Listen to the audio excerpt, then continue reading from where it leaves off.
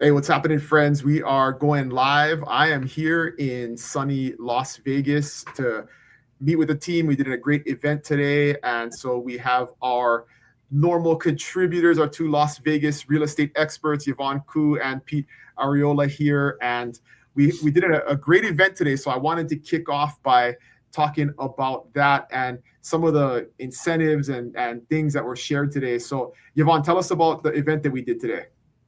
Oh my gosh. Honestly today, I got a text from one of our team support staff, and she said, Yvonne, you have 60 registrations. And I was like, what? Because we only have 60 seats. It is 100% full house. I counted 59 at one point. Yeah. Did you really? Wow. Yeah. Oh my gosh. So yeah, the event was, it was at a location that was neutral, to all 5 builders. So we had 5 builders show up. It's so hard to put all these builders in one spot, right? Because they're competitors, and I don't think builders collaborate at all. You know what I mean? Okay, so I was surprised about that KB home, talking about affordable homes, and hey, if you want the Beazer that's high quality, have at it. I'm like, wow. Oh my God, Clay was so amazing, right? Yeah, Clay Cox, and everybody screws up his name. But yeah, I was really happy. So we had KB Home, like you said. We have Lennar, we had DR Horton, Richmond American, and Beazer. And Beazer was able to share about their chocolate bunny. I honestly, I had one question in mind, but I didn't want to ask it because it might embarrass the builders. You know what I mean? I wanted to know, what is their MERS score? So what does that stand for? Okay, so I honestly, let's look it up. I don't know what it stands for. You're like a Beazer rep, basically, Yvonne. You went a little bit Beazer biased at one point. No, for sure. Was I really Beazer biased? Yeah, just a bit, not too much. I was like, oh my gosh. Yeah. No, so Pete, look it up. What does the MERS stand for? I don't know. Yeah, I remember it was like a quality. So what does it measure? So it measures how energy efficient is the house. Okay. And basically, the average resale home is going to be. No, and so I just wanted to emphasize, right, that's super important. That's a very market kind of local thing, because when you're in a kind of extreme environment like Vegas, energy efficiency matters a lot more when air conditioning is a big use of electricity. And so this might be not something that you ask in another location, right? So I think this is good information here. So yeah, tell us about it. Yeah, so basically it measures energy efficiency. Okay. Right? So in Las Vegas, we are, how do you say this? I'll just say the city of Las Vegas is one of the most stringent municipalities that measures everything and permits everything. Literally, top 10 most strict in the entire nation, because we have gaming, right?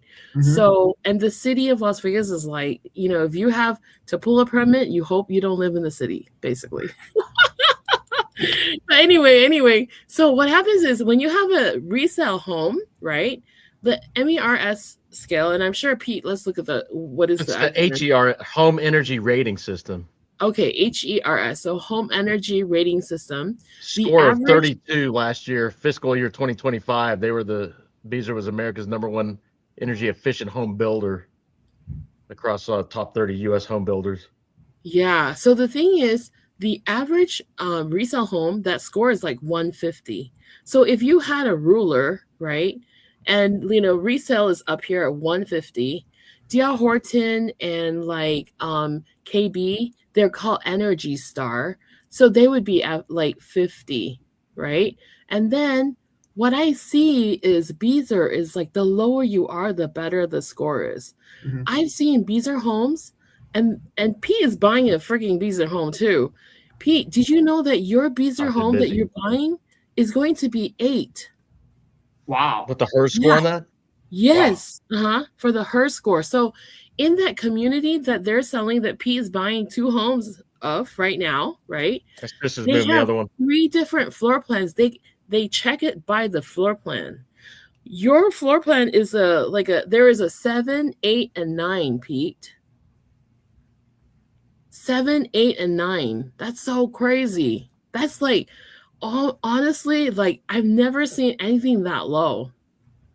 Wow. Yeah. Yeah. Mhm. Yeah. I didn't So know they that. measure it.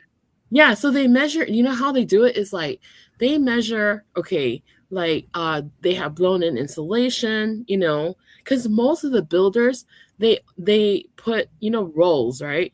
Is that what you guys do in Hawaii? You Yeah, have it's like fiberglass, roll. exactly, Yeah, exactly. yeah. So I have this video of the we call him Picky Dave.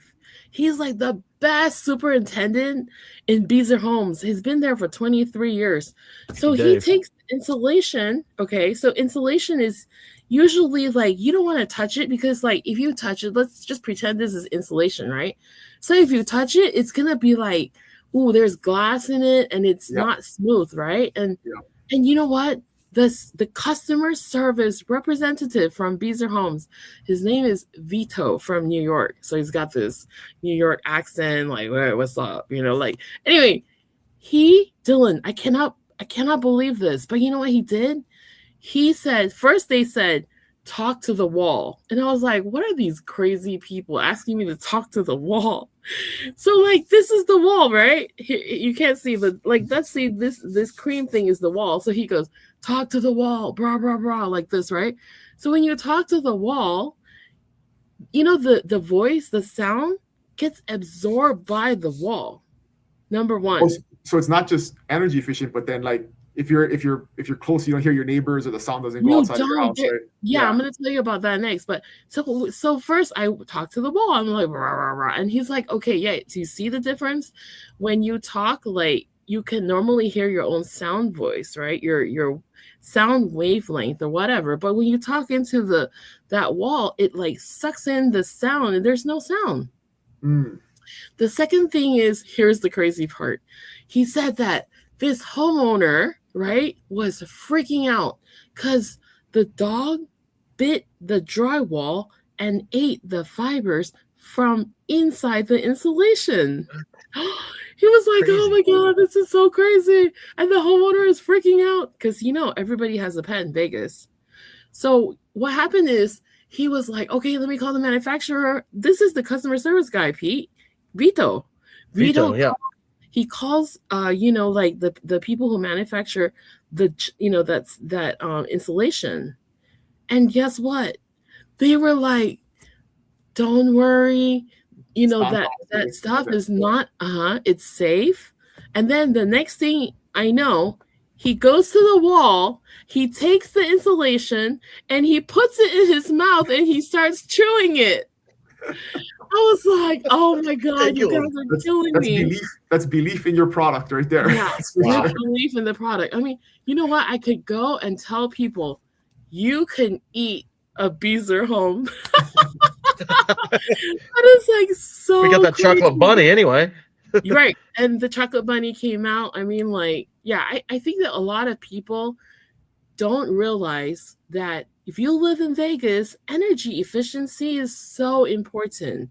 Yes, you're gonna pay more for a Beazer home. It's just the truth, but you're also getting, you know, a lot more. Nobody said anything about a 2x6, you know, the way that they build.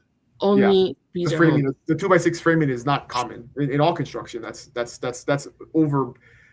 It makes the home way more costly because you're using like 50% more lumber. So yeah, that would make sense. Yeah. Okay, and this is so crazy, Dylan, because like I literally know, like there is different grades of lumber. Okay, and apparently they buy the number 2 grade of lumber for Beazer homes only. So even their lumber is like, I don't know why. Yeah, higher quality. You know what I mean? Yeah. So anyway, but it was a really good channel. I mean, a really good panel. Like even Nick, who, you know, broke a rib, was, you know, showing up.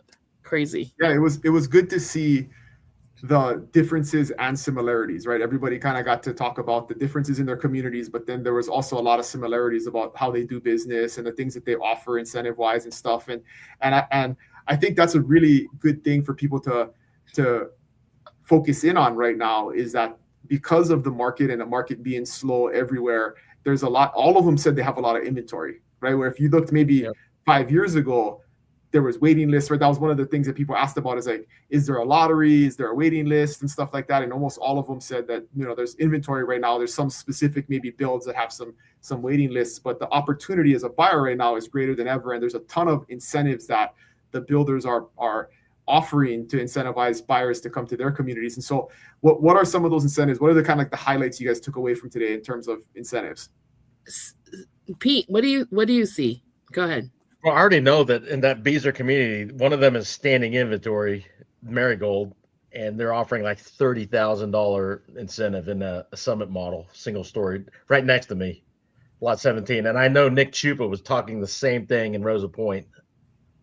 Yeah, so that's like $30,000 towards your closing costs or upgrades or whatever you want to do with it, and that could be a huge benefit. Really lower your the amount of down payment that you need, right, to get into one of these. If you got to do a 10% down payment or something like that on a $600,000 house, I mean, $30,000 is 5%, right? It's half of your required down payment. So it could make a huge difference. Yeah. Yeah. The difference, honestly, when you're purchasing a brand new home versus a resale home, is that with the brand new homes and the way that the builder is setting up the payments, today's rates are about 6.5%, but the builders, they either give you the lower rate, which makes it lower payments per month, right?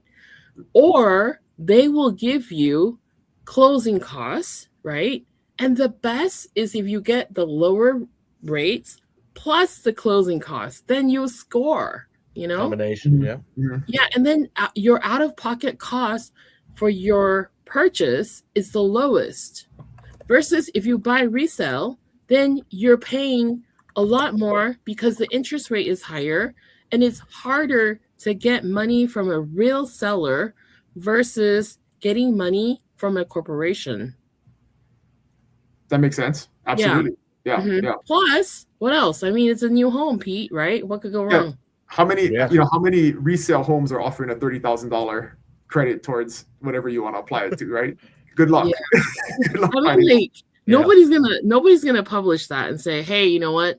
Come buy this house. I mean, I have listed before and basically say, hey, if you buy this house, you get a $10,000 closing cost, but not 30. Yeah. 30,000 is a lot of money. So the other one that I was really excited about was interest rate incentives. So talk a little bit about that, because I think this interest rates are the number one thing that are holding people back right now from buying. They're afraid of the high interest rate. They're afraid of the additional monthly payment that a higher interest rate is going to cause. And so there were some definite things today that I was shocked about in terms of like how low their interest rate incentives are. Yeah. So two things. My number one takeaway about interest rates is this, and this is what I've been already thinking in my head. And this is why I've encouraged, Pete, to buy property, right? I mean, a year ago, Pete, before you met me, were you buying properties? Not too much. Yeah. No. And now you met me, you're like, oh my God, how many escrows do you have going right now? Yeah, about 4. Okay, that's crazy, right? So here's the thing. I know that interest rates are going up. And you just imagine if you're, imagine you're like, in the ocean somewhere and you're swimming, right? And, the rates keep going up. And then you're like, oh my gosh, how am I going to keep up with, trying to stay above surface, right? Like, the water is going to eventually cover you up and you can't afford the house anymore. But the thing is, the builders are paying to get that rates lower so that you can breathe, so that you actually can afford to buy the house. But here's the thing. In 1 month, our interest rates literally went up 1%. I mean, Dylan, you've been in business a while. Have you seen, markets? I mean, not just Vegas, but rates are everywhere. Mm-hmm. Going up by 1% is insane. Yeah, and I can add hundreds of dollars a month onto your monthly payment depending on what price point you're at. I mean, it's obviously lower if you're at a lower price point, but higher if you're at a higher price point. But so how are the builders overcoming that? What kind of incentives are they providing to overcome the interest rate problem? Right. So for me, the easiest way to understand interest rates is this. If you go to the 7-Eleven and you buy, this water, how much do you expect to pay? $1, $1.50, right? $1, right? But when you go to Costco, this is 25 cents, right? Right. Okay, so what happens is the builders, they literally go to Costco and they buy the rates in bulk. In advance. In advance, exactly. And you know what? When they buy in bulk, but they have a time frame. And this is my point. My point is that after going to this event, whatever I was thinking, I kind of feel like it's real because the rates have been going crazy. The builders can't hold it anymore. So that is why. And they talked about that, right? A couple of them said, hey, the rates right now are 3.99, but they're going to go up to 4.5 next month or something like that, right? Exactly. Wow. So here's the deal. Today is April 7th, right? But the thing is, so if you buy a property with them, you lock in the property, the contract, everything, and then you close in April, you're good to go. No worries. Your rate's going to be, like you said, Dylan, 3.99%. But if you close in May, you're still okay. You're still safe, 3.99%. But come June, right, the rate's going to change from 3.99 to 4.5%. They can't hold it anymore. Yeah. We've been holding 3.99 for as long as I would say like a year, Pete. It's been a year. Yeah. So who are the ones that buy it in bulk in advance? Okay. What was it, so like Lennar, DR Horton? Yeah. It's going to, okay. So everybody's a little bit different, right? I mean, DR Horton definitely has been top of the game, buying fixed rates as low as 3.99%. Richmond and also Lennar, they change their rates like every single week. And that's why you guys got to follow me because I check the rates, so you don't have to. Basically, every single week we have published rates from Lennar, published rates from Richmond, and now Richmond's rates along with Woodside Homes are the same. Yeah. The way to think about it when you talk about buying in bulk is what banks do is they borrow money from the Federal Reserve, right? That's why the Federal Reserve kind of controls the rates and stuff. And like instead of going one home at a time and saying I need 300,000, I need 400,000, I need 500,000, they go and buy $100 million all at once, right? And then they can pass on that savings to 200 home buyers who buy at 500,000. And so that's kind of the way to think about the bulk buying, why the rates are like that. Or the other thing that they're doing, right, is they're applying some of those credits to rate buydowns, which if you pay up front, you can do this, with almost any lender. But again, that's a cost that you would have to come out of pocket to do is pay $20,000 or $30,000 to buy a rate down, where in these cases, those things are built in or they're already offered as part of the incentive package. So yeah, it's crazy. I mean, it's like, Dylan, I'm really surprised that you are literally like you got all of that. That's like amazing.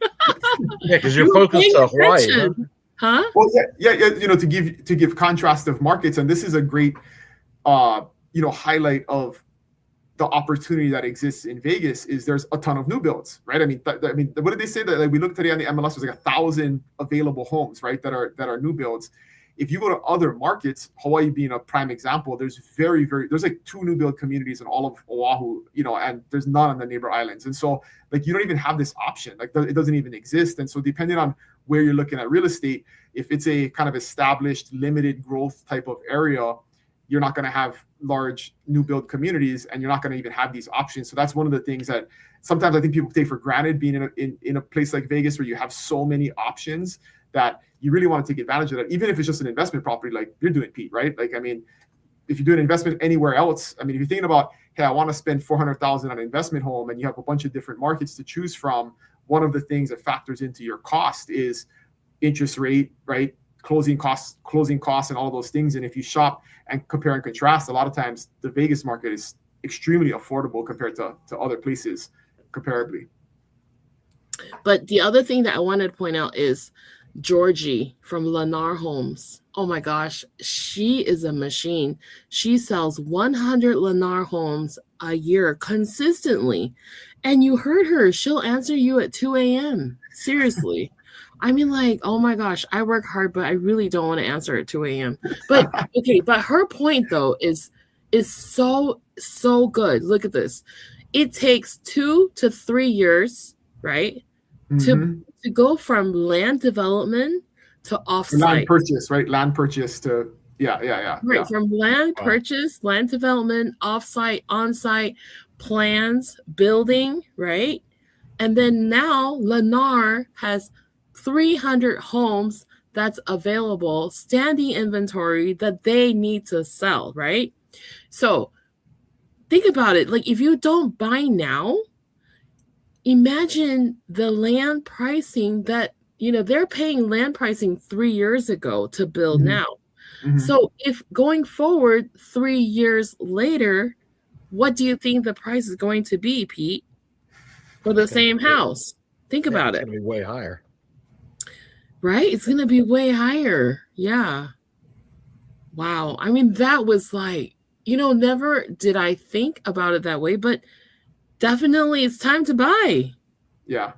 Right? They're locking in the land values from years ago, which is not an advantage. If you were to buy a piece of land now and start building, you're going to pay per acre way. And again, that's a bulk pricing issue too, right? Is you buy one lot to build on today versus they're buying 10 acres or 20 acres or 40 acres to build on. The cost per acre goes down, and so that savings gets passed along to you too. So yeah, super interesting. What any other takeaways? And I just want to remind everybody, if you're watching live and you got a question, just pop them in the chat, whatever platform you're watching from, and we'll be able to take that question. So we'll see it over here on our side of the screen. But what other anything else? Any other standout issues, things, tips and tricks?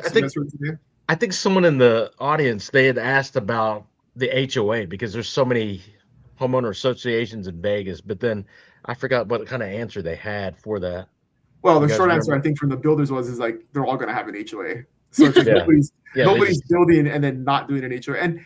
And HOAs are such a hard thing for people to get over. But I think do you guys agree with this? In my real estate experience, HOAs on balance are a positive thing, because you're not going to have somebody next door who's running an auto mechanic shop out of their house, or having 17 people living there and cars everywhere, and they're not going to paint their house neon green, and there's things like that if you want to preserve your investment for the long run, an HOA helps you do that. And at the end of the day, my advice on HOAs is, if you don't like your HOA, it's a self-governed organization that you can get involved in, right? Recruit your friends to run for the board. If the board is doing crazy stuff and you don't like what they're doing, you can change it, because that's how HOAs are designed. It's a self-governing organization of the community members. And so you have some control over that, where, hey, my first house, I had people across the street. There's people living in tents in the yard. Like, it was crazy because no HOA, right? And that affected my home value when I went to sell it, because people looked across the street and saw this crazy house with 17 cars and people living literally in tents in the front yard. So, there's definitely benefits to HOAs. And the costs, I think, do you guys know offhand, like, give us like a general cost, like, of one of these many communities that are out there? What's generally, are you looking at $100 a month, $500 a month? 75 on average. And most people are like, okay, so what do I get for $75? Well, you get an HOA with a management, right? They literally drive your house once a month, and then they take pictures of anything that is out of place. So for example, most people who buy homes, they have no idea that when they buy houses out here in Vegas, that they're going to deal with an HOA. And I call them love letters. You get one first love letter, then you're like, oh, okay, I got to put the trash back in, right? So don't do that again, right? But then, or the worst HOA letter for me that I've gotten, because I have multiple properties, is you got to paint your house. Oh, like the house is too old, the paint's too old? Yeah, then, Yeah. How about you, Pete? I haven't gotten that one yet, but like that wood tress on the wood, like where the paint just starts flaking off. I've gotten a complaint for that. The trim, the trim on the the shutters and stuff. Yeah, I got to redo that probably eventually. Here's a pro tip for everybody, because we live in the world of AI now. Mm-hmm. An easy way to because sometimes these HOA documents are hundreds of pages long, right? They're all of the restrictions and different things like that. A thing I would recommend everybody to do if you're buying in a community with an HOA and you have any concerns is upload that entire PDF to your favorite AI service and then ask it questions, right? If you have certain things that you are going to want to do for the use of your home and you're not sure about it, instead of having to sift through hundreds of pages, you literally can ask it questions like, what kind of pets can I have? What can I do in the backyard? What can I do in the front yard? Can I have cars on the street, right? Things like that. And you can easily get answers using AI. So it's made that, because I could tell you, I'm sure you guys have dealt with this with clients. Like clients will ask us questions in the past, right, about what the HOA allows. And then now we got to go research it, or we got to like control F in the PDF. And it was a very difficult and inefficient part of our job. And we're not an expert. We're not going to read the entire thing and memorize it. So it's like, that was a huge liability for us, was like, maybe we give wrong advice, right? Or we misread something, or, so that's very highly recommended, is that, you quiz AI on the restrictions in your HOA and make sure that there isn't anything that's really objectionable to you. So you don't buy if that's the case. So 100%. That is so true. Yeah. And if you live in a master plan, right, you will have 2 HOAs. Okay. Tell us about that. What's the difference? So the master plan, basically, for example, everybody knows Summerlin, right? I mean, even you, Dylan, you're like, you want to be in a nice bougie area, you're going to, move to Summerlin, right? So Summerlin basically is the master plan association. And then if you have another community inside of Summerlin, right, then your community is going to have their own HOA rules. So you have to abide by both. And you pay to either, monthly or quarterly or whatnot. Yeah. Makes sense. Mm-hmm. Okay. Yeah. Anything else on new builds, guys, before we shift topics here from the event today? I think we covered most of the highlights, right? Yeah, I think it was really good. Did you enjoy the singing? Yes, we did have some guest singing by our state broker, Paul May, who's always very, very entertaining. So yeah, Paul May is awesome. All right, so the next thing I wanted to ask you guys about was another thing that's happening in Vegas, and it's these boxable homes, right? Which is kind of like are they prefabricated? Or tell us about that, Pete. What's a boxable home? I went to their warehouse. It's actually up in North Vegas on that 215 Beltway, and they just have a warehouse. You're free to tour it, and they're prefab. They're just about that. What is that? I forgot, 750. I think they're only 300 square foot, but they're about to build 360 square foot, and they're about to build a community of 50 of these in Las Vegas. So they'll all be so not like an additional dwelling unit on a property, but like single standing homes that are on an individual lot.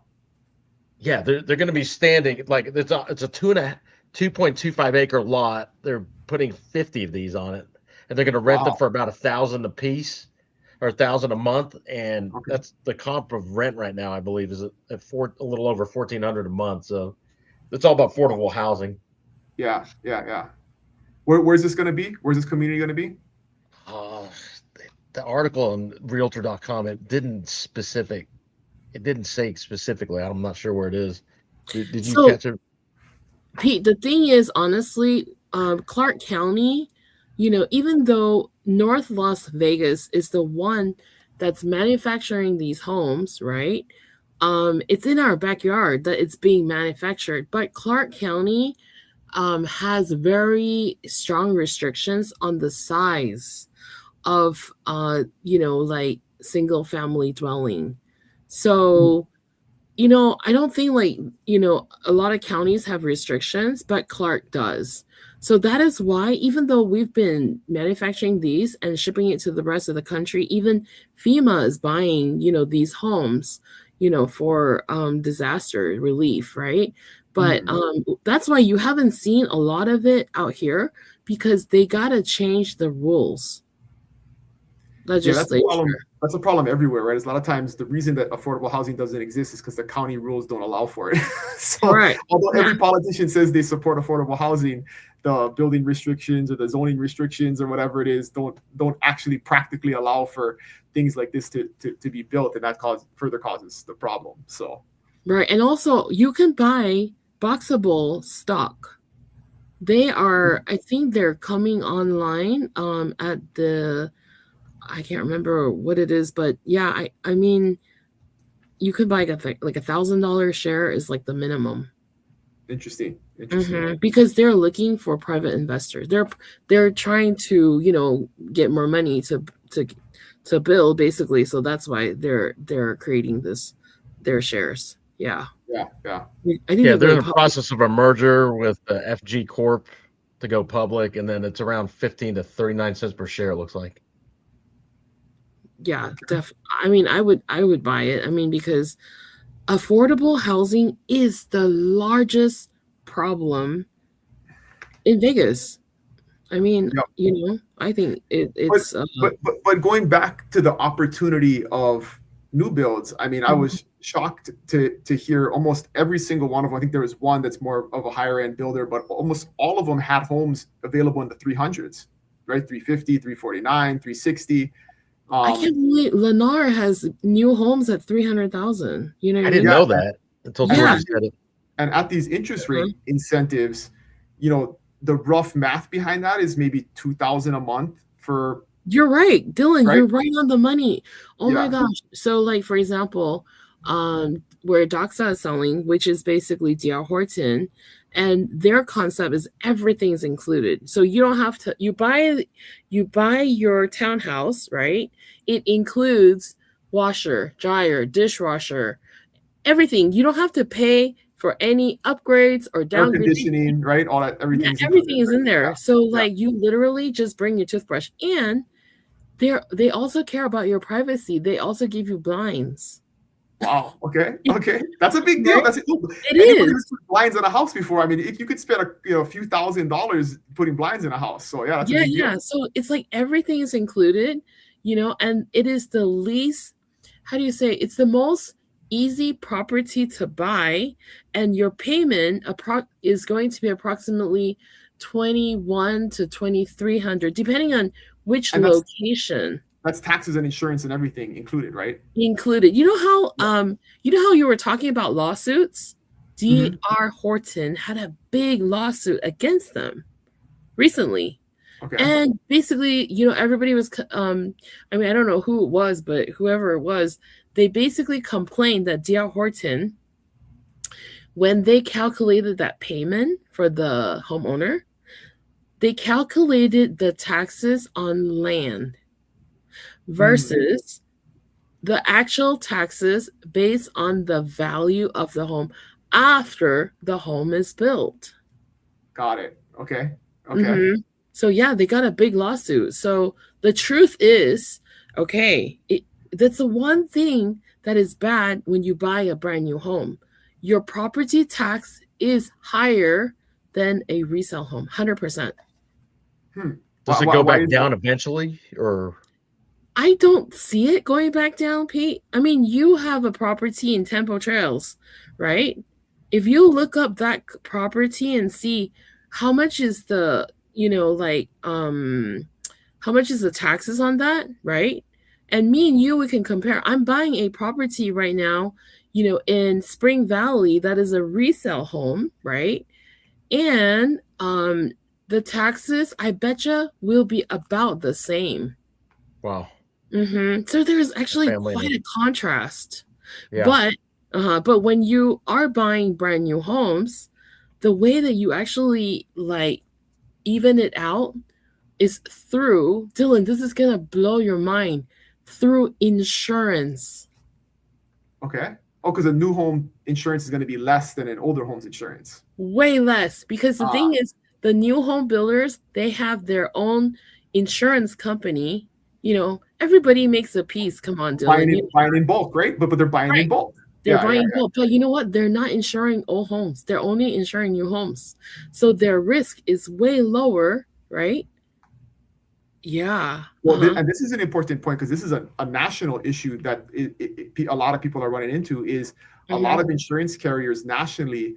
If your home is more than 30 years old and hasn't had a replaced roof or hasn't had replaced plumbing or hasn't had replaced electric, they're not even writing policies. Like they're making you upgrade those things. So, if you buy a 25-year-old home and maybe you get a better deal on it, in 5 years, you could have humongous bills coming if you want to continue to have it insured versus a brand new home. You're good for 30 years because you're never going to run into those issues because it's brand new. I do have on the issue of property taxes, a lot of times, I think the reason that a new build would have higher rates is they're going to tax you on the sales price of that property, right? That's what the assessment is whatever you buy it for. Versus in an older home, a lot of times the property tax rates don't keep up with the market, and so you're actually getting taxed on a lower value of your home than the home is worth, and so it feels like your property taxes are less, but it's mainly because you're getting taxed at that rate that you buy it at. So that makes sense. But like you said, that works itself out with insurance. So at the end of the day, it's pretty much a wash, right? Yeah. Yeah. Interesting. Because insurance is a big problem. My dad owns a house in Southern California, and before the forest fires, his regular insurance for a single-story 2,000 square foot home was like $1,500. Okay, which is already higher than Nevada. Okay. And then after the forest fires, it went up to over $5,500. Wow. Yeah, in Southern California. And then, so the state came in and they said, hey, you know what? You can't overcharge, people living in California. They have this state agency. So they're like, trying to control and regulate, how much insurance companies can charge. So a lot of insurance companies said, bye-bye, I'm out of the state. Right. Yep. Yeah. And then, so if they can't make money, they're not gonna continue to do business, right? Right, exactly. So they're like, I quit, basically, right? So insurance, that's why I think a lot of Southern California people who are experiencing insurance issues, when they come to Vegas, they're like, wow, I can't believe your insurance is so cheap. You can't believe it. It's not something that people talk about, but it is reality. Yeah. Makes sense. How about out there in the Big Island? Well, we have something that's very unique called lava zones, right? Okay. So that factors into your insurance. So insurance generally in Hawaii is higher than other places because you also, if you have a mortgage, you have to have hurricane insurance, and so that adds an additional, $300 to $600 a year on your home, plus your regular homeowners insurance. But then if you live in a lava zone 2, so lava zone 1, you really can't even get insurance on your house because you're like right where the lava is flowing. So not recommended you buy there unless you can't even get a mortgage because you have to buy cash in most cases. But if you live in lava zone 2, depending on your proximity to the volcano, the insurance can be significantly higher, like $5,000 or $6,000 a year. So, but on the flip side, California, because they have that imminent risk of fire. And on the flip side, property taxes in Hawaii are relatively low. If you're owner occupant of your property, it's like 0.6% of the assessed value. So a lot of times compared to other places where might be a 1% or 1.5%, your property taxes feel very low to other markets. So again, that kind of works itself out, right? Property taxes are lower, but insurance is higher. So yeah, our property tax out here is 0.91% for Vegas. Yeah, so almost 1%, right? Owner occupants, yeah. So it's it's almost half that in Hawaii for owner occupants. So wow. Yeah. Okay. Wow, that's interesting. So Dylan, like if I were to move, which I'm not planning to move, don't worry, but if let's say I wanted to buy something that's affordable, and let's say I'm moving to Hawaii, right? Like what is the most affordable housing over there? Because out here, like I told you, the most affordable with zero down or very, very little down, or if you're a VA, literally have no down. But if you're FHA, you're only putting 3.5% down. So out here, if the builder is paying all the closing costs, as a buyer, we only bring in $13,000. Can you imagine buying a house for $13,000 to $15,000, whatever it is, depending on the price, right? How about if they were moving, out to the islands, the Hawaiian Islands? If you're talking affordable, like affordable in Hawaii is like under 500,000, right? Because the median price is like 900 to 1.2 million in most markets. Yeah. You really only have two options. The first one is a condo in the urban core of Honolulu. You can get a 2-bedroom condo in the urban core of Honolulu between 300,000 and 500,000. But if that's not desirable to you and you want a single family home, your only option is the east side of the Big Island. And there's plenty of opportunity there. I mean, you can get a new build on the east side of the Big Island for 400,000, sometimes a little bit less than that, depending on the neighborhoods. You are trading, it's going to be rural, right? So you're on catchment water. You're kind of, 30, 40 minutes away from downtown Hilo. But because of the way Hawaii is kind of restricted in terms of building, we have a lot of vacant land in those areas, like thousands and thousands of vacant lots between 1 acre and 3 acres. So you get a lot of land, but it's still very affordable because there's a lot of inventory available. So you can buy, a lot for $60,000, $70,000 and then build, spend $250,000 on a house, and then the builder can still make some profit by selling it for under $400,000. So there's a lot of opportunity. There's actually a lot of builders doing that, but they're not like the big companies that you guys are talking about, right? It's like individual or smaller companies where they build 20 homes a year or 30 homes a year. Some small investors build 3 or 4 homes a year. So it's all kind of piecemeal. So you don't have any like large scale incentives or rate buy downs. I mean, you got to go through a traditional bank to get a mortgage on those things. And then the quality can be variable, right? Because it's not like a large scale builder with superintendents and quality standards and stuff. It's kind of like, uncle from, this weekend coming and doing the framing and stuff like that. So that's one thing that you got to be careful about, is just because it's a new build, and we have plenty of experience with this, where people say, oh, I don't need a home inspection because it's a new build. And it's like, we highly recommend you get one, because there can be all kinds of defects in a new build. Like a common one is they go on the inside of the roof and they look, and there's a bunch of nails that have missed the rafters, right? Like the guys are just sloppy about so there's a bunch of extra holes in your roof that right. you need to know about. And because unless you're going up in the roof and looking from the inside, you won't necessarily see it from the outside. So there's things like that you definitely want a home inspection, even if it is a new build, because quality of construction can be variable. So, but yeah, you can still get a beautiful, 3-bedroom, 1,500 square foot house on an acre of land for, $400,000, $425,000. Wow. So they put the money down because there's not really incentive, right? But are the builders actually also contributing to closing costs out there, or no? Well, right now, because of the market that we're in, there's a lot of inventory, you can negotiate. So it's basically, even though they're a builder, you can just negotiate them like a regular seller and say, hey, I need $10,000 for closing costs, or they'll almost always cover the cost of representation on the buyer side, so you don't have to come out of pocket to pay your realtor. So it's case by case basis, though, right? It kind of depends on what the overall price is and what the profit margin is, and how motivated they are to get a home sold. But yeah, we're definitely seeing more concessions than ever, not just for new builds, but really right now, right? Any seller right now, it's a great time to be a buyer. Vegas has been in a buyer's market for a while now, but Hawaii just like last month tipped the scales. We went from sub 6 months of inventory to over 6 months of inventory. And that's kind of the marker on where you go from a seller's to a buyer's market. And we just entered that. Even though it's felt like a buyer's market for a couple of years, we're officially based on inventory in one. So, we have Jay Garcia. Hot Mess Jay is chiming in. He says, yes, I have seen CY in Arizona inspecting new builds and finding problems. You know what? Wow. I think that inspector is definitely that's part of his show, right? So I mean, for us new builds, I always recommend getting new builds inspected, but it's just about timing out here. So honestly, for me, the best time to do an inspection for a new home is actually because you have a 1-year bumper to bumper state of Nevada NRS protection.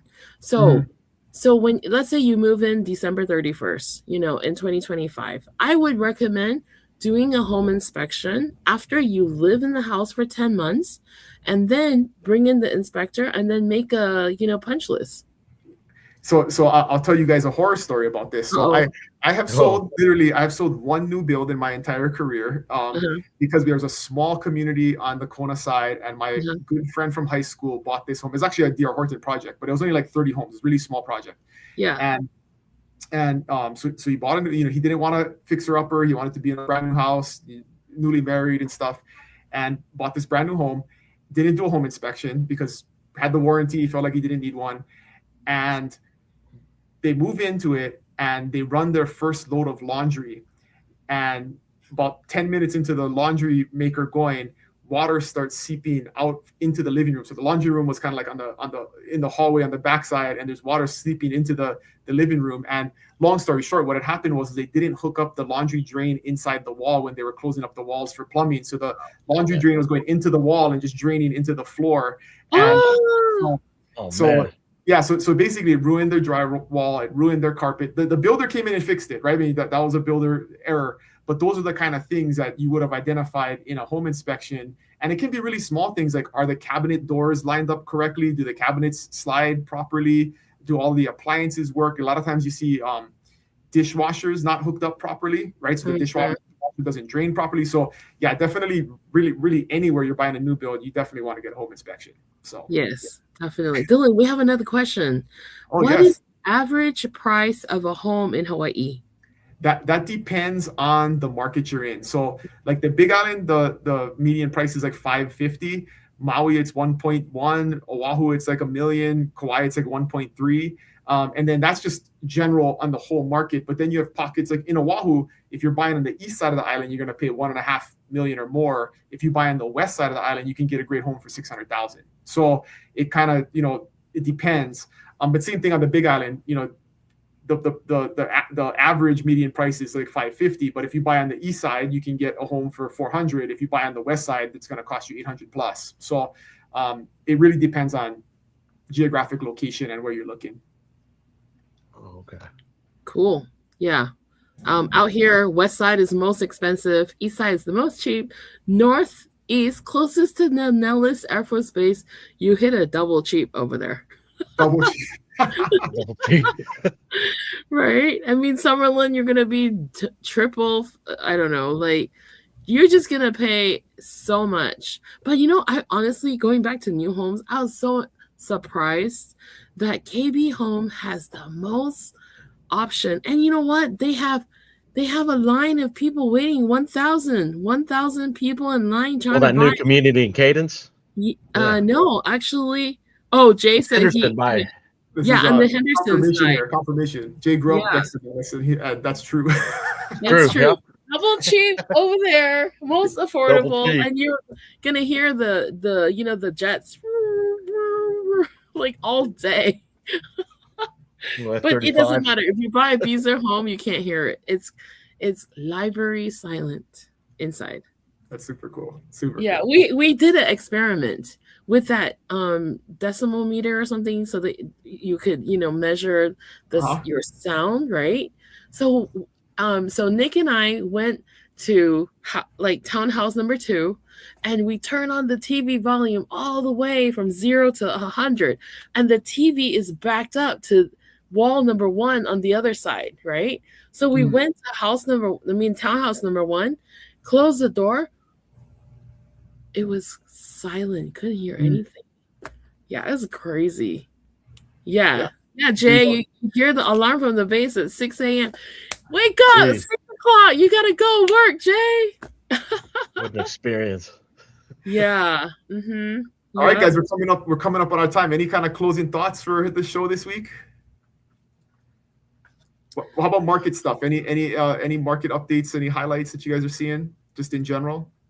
Okay, so I kind of feel like the market is definitely slowing down. Mm-hmm. I mean, like it feels like, and this is like just a quick overview, okay? Like I'm just gonna go through the timeline. Do you remember when there was the election and it was Trump versus Biden and then versus somebody else, right? Anyway, during that time, the market was dead. Nobody was buying homes, right? Yep. So after the election, we're like, oh, I thought that, okay, we think everyone was waiting to see what would.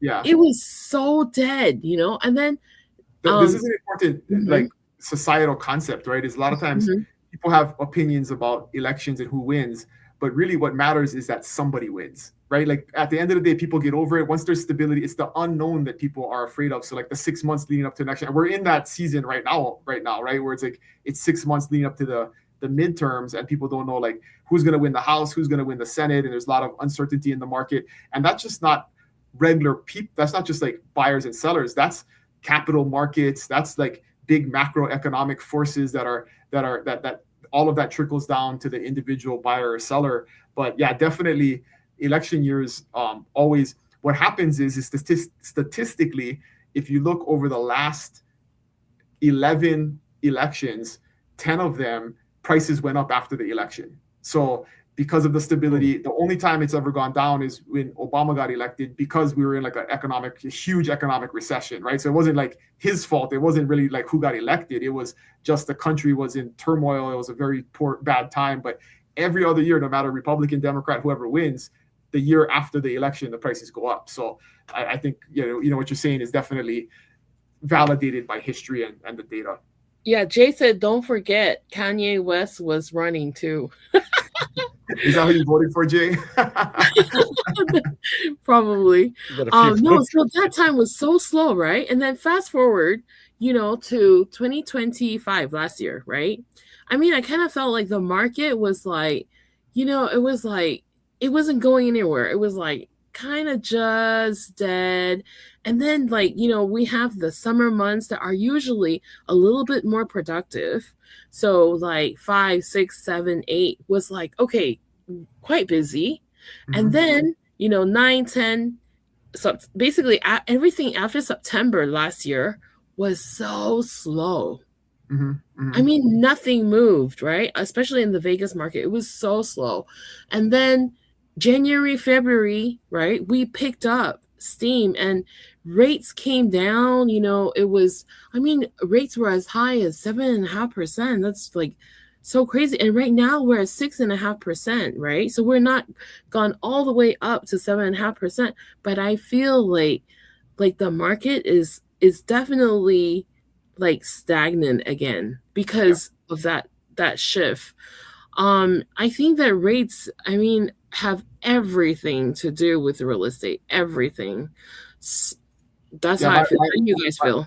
My best lender friend always says he doesn't care what the rates are. He just cares that they stay the same. And the problem right now is that rates are changing daily. And this is a big problem that a lot of buyers are having is you start the process, you get pre-qualified, you get quoted a rate.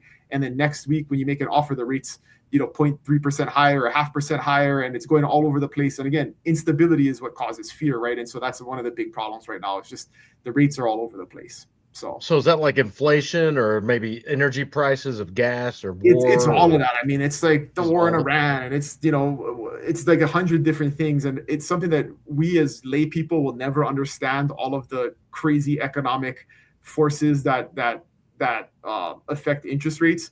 But at the end of the day, what we care about is that they're the same and they're predictable. And right now we're in an environment that's totally unpredictable. So yeah, but honestly, I think that now is the best opportunity.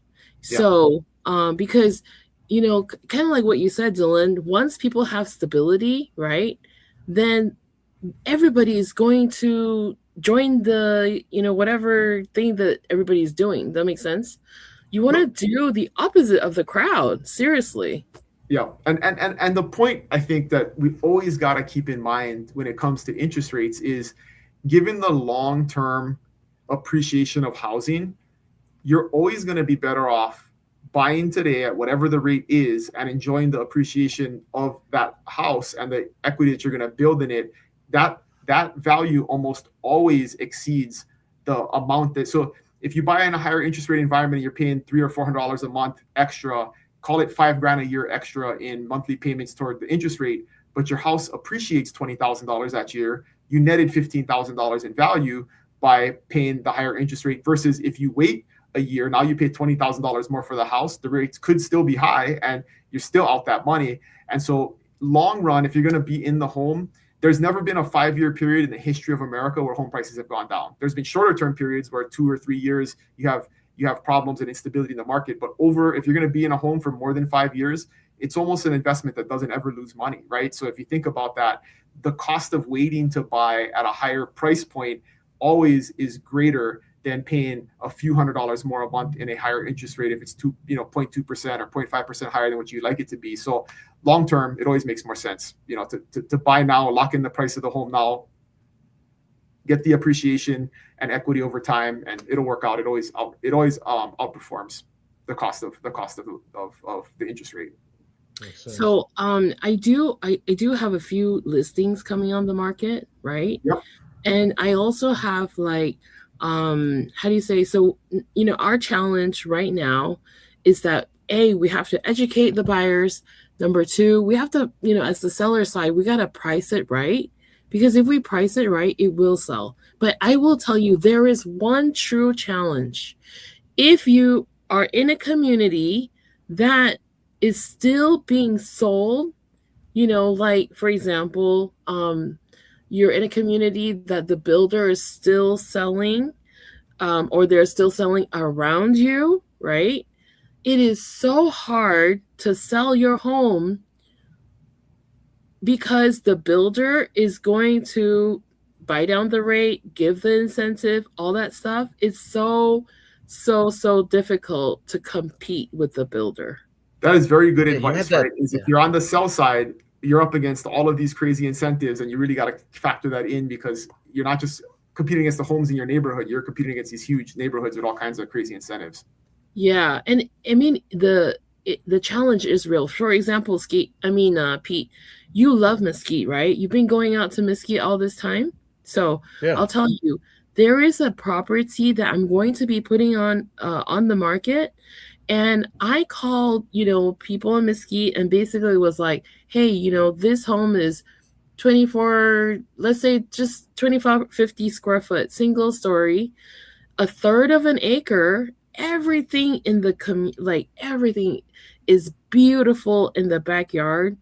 It has a RV parking, not garage, RV parking, right? The builder is selling those at $662,000. $662,000. And okay. I'm going to be putting it on the market for maybe $680,000. And we're afraid that the builder, it's like people will still buy brand new over resale that Absolutely. They don't have to spend one penny on. The backyard's the homeowner has put in $100,000 into it. Yeah. Wow. It's so crazy. That is the challenge today. This is good. Great show, you guys. Great information. And reminder, just tune in every week at 5:30 Pacific time.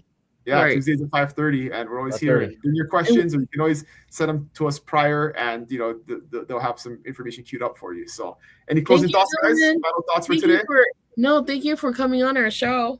I'll come on as often as I can. So, thanks for having me, guys. Awesome day today. Yeah, thank you for coming on too. All right, guys. We'll see you guys next week. All right, guys.